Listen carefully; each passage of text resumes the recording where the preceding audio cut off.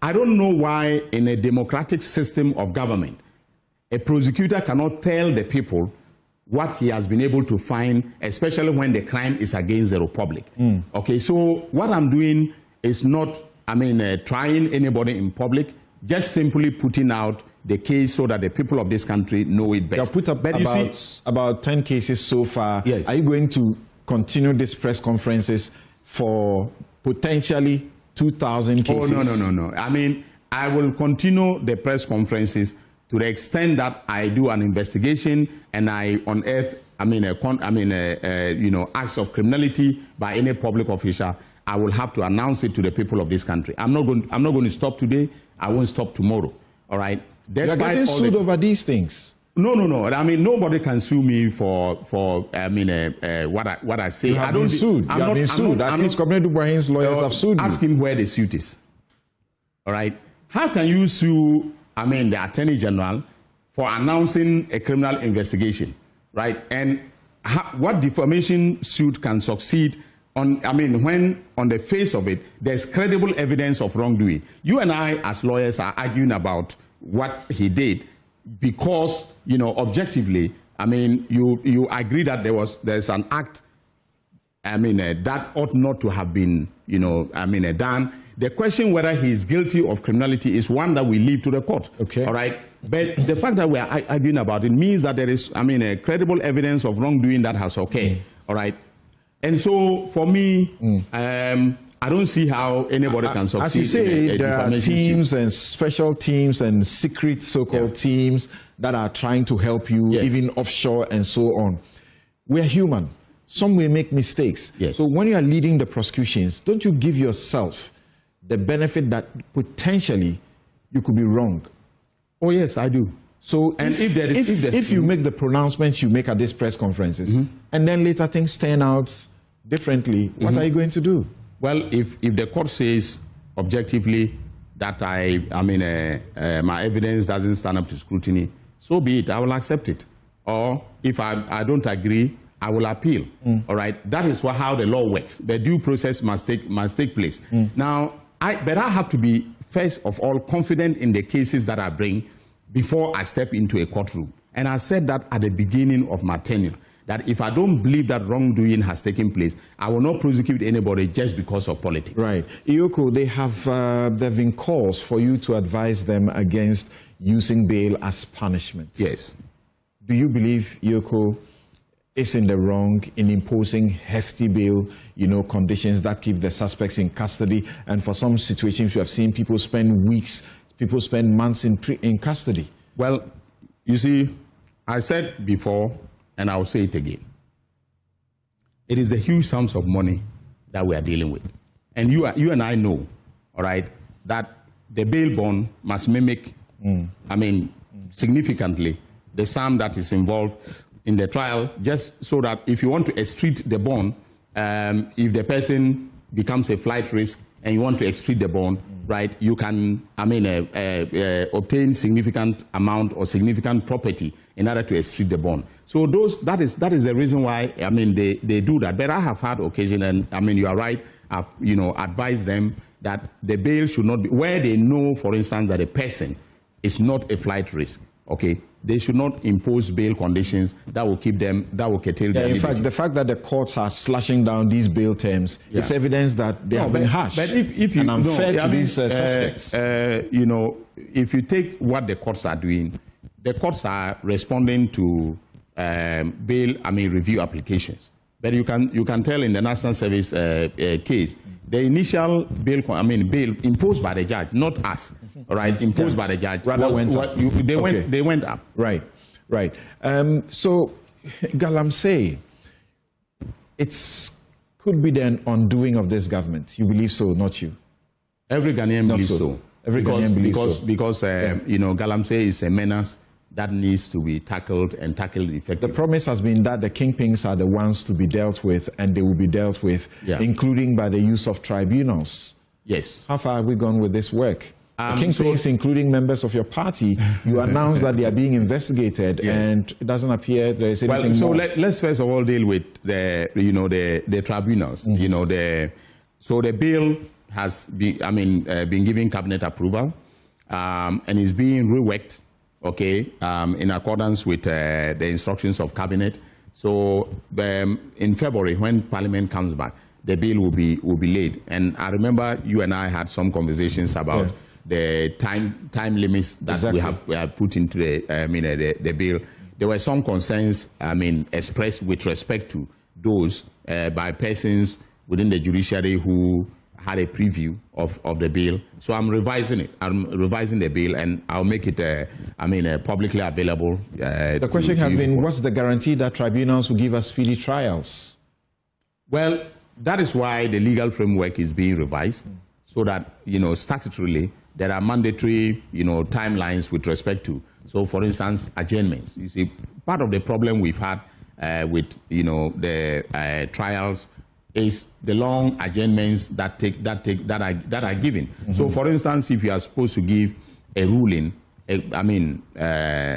of, let's say, on a preliminary matter, all right, and you are taking an adjournment of 3 months to give just, a simple ruling, that could have been done that very day or subsequent. What's the guarantee that a tribunal will do it expeditiously? No, the guarantee is in the law. It's in the law. The law will provide, it's so detailed, it will provide timelines, for adjournment. So, for instance, we are putting it in the law that an adjournment, should not exceed 2 weeks, 14 days, and so on and so forth, all right? And we will make sure that when, of course, once it is the law, the chairperson and the members of the tribunal will have to adhere to the law. They cannot, for instance, in the face of a statutory provision, now give adjournments that are, very long in duration. Right. So the kingpins in the Galamsey, fight. Yes. At least you started. And when people were saying you've lost the moral, ground to be able to take on anybody else because you have freed your own people and you are not chasing anybody, you announced, we got to know that you are pursuing your own people, at least 2 of them, of your national officers. Yes. But that's been it, an announcement, and a further announcement. Well, I wrote to the Economic and Organized Crime Office to, based upon credible intelligence that we gathered, that that they should conduct the investigation, and I left it to the EOCO to do so. So as at now, no report has come to my office with respect to those 2, and I'm waiting for them to be able to do so. Yes. Are you responsible for Ofori-Atta's predicaments in the U.S.? He's been in ICE detention for how many days now? It must be a very terrible situation for him. Well, okay, so you know that even from day one, I didn't make this public, but I started investigating Ofori-Atta, all right? In fact, in his case, I'm doing it with, some foreign investigators that are tracking, all the offshore dealings and so on, all right? And then, of course, we are also doing our own investigations here. They are inconclusive as we speak. We have not, come to any conclusion. So this is different from the SML. It's different, totally different, and potentially mind blowing. But I that I will not, give any details at this point in time. So I started working with the Americans in respect of Ofori-Atta long before OSP, came up with their announcement. Yeah, I started working with them. And I want Ghanaians to know that he just didn't overstay his visa. The visa was actually revoked. So it's not that Ofori-Atta, overstayed. So in July, the American government revoked, the State Department revoked his visa, all right? And they gave him up to November 29th of 2024 to leave the United States, okay? He did not. And then that is how come that they, decided they were going to, now pursue him, and arrest him. Actually, the arrest was supposed to occur on January 4th, and they did not do so. But on Tuesday, January 6th, they, apprehended him in the Virginia area and took him into custody. You're saying this is not exactly about immigration? Yes, it's not exactly about immigration. His visa is not actually, his visa is not expired. No, it was in February. It was revoked. The visa was revoked. I am telling you this on authority. All right. The last meeting that I had with the American authorities was just 3 days ago.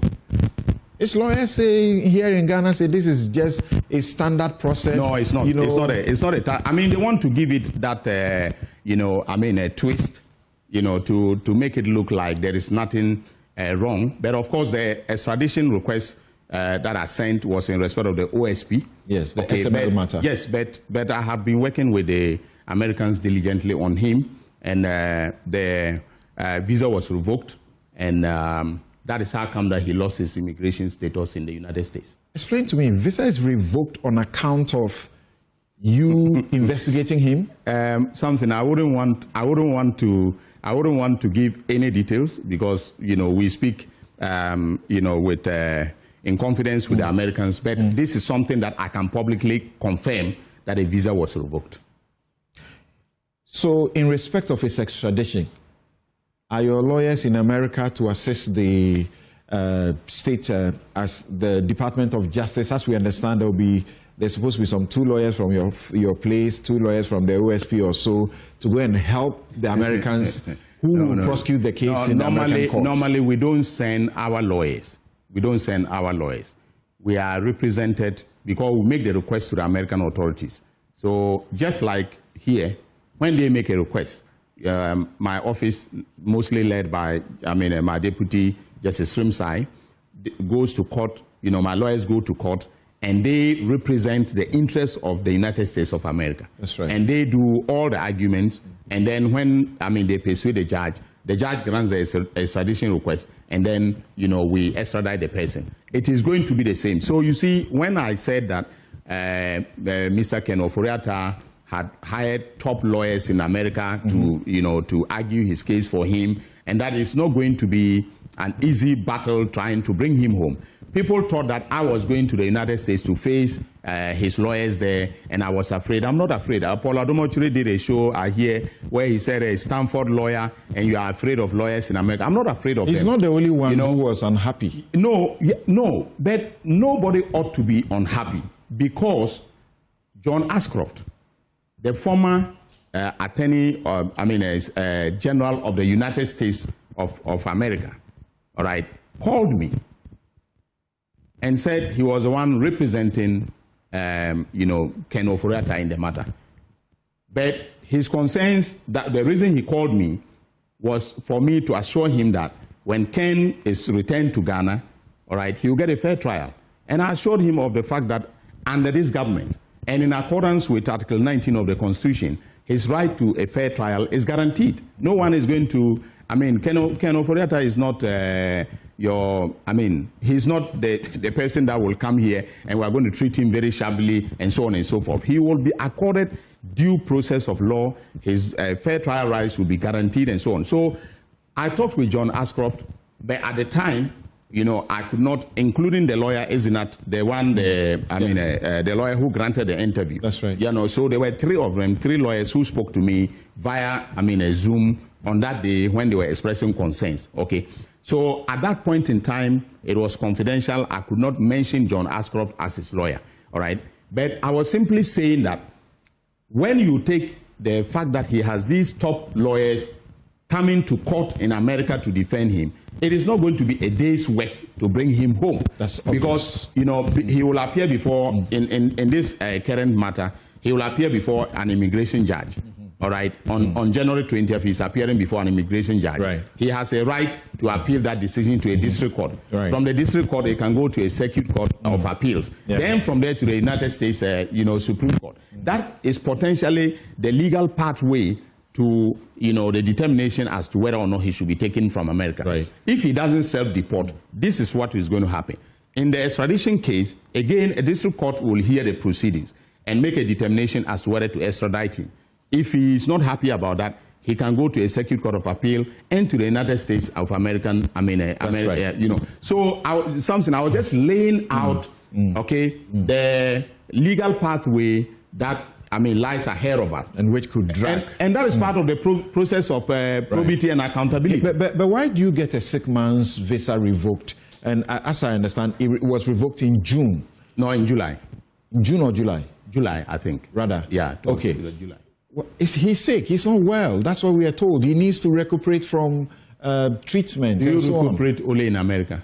You can recuperate here. There are people here with prostate cancer who are treating themselves. We have overdone our time. Yeah, okay, thank you. We have overdone our time. Yes. But quick one. The CRC report, Kwesi H. Prempeh's report. Yeah. You are not issuing a white paper? We are working. No, we will not issue a white paper on that, but we will make known the government's position on the various recommendations. You will be against MPs not being ministers? Because it's a busy place. You wish you were not MP so you can take care of the office. Look, left to me, my personal opinion, I think a strict separation is a good thing. That is not to say that the hybrid system doesn't have its own benefits. All right. So we'll also, talk to the MPs, okay? And of course, people have forgotten that it is the MPs who must pass the law to disable themselves from becoming ministers. That's right. So definitely it's going to be something that we'll have to deal with. Maybe we should simply reduce the percentage. Instead of 50%, we'll say maybe 1/3 of cabinet. And cabinet is now going to be, and that is something we are accepting, cabinet is now going to be 57. That's right. So if you are 57, you have 1/3 of 57. Okay. That should be fine.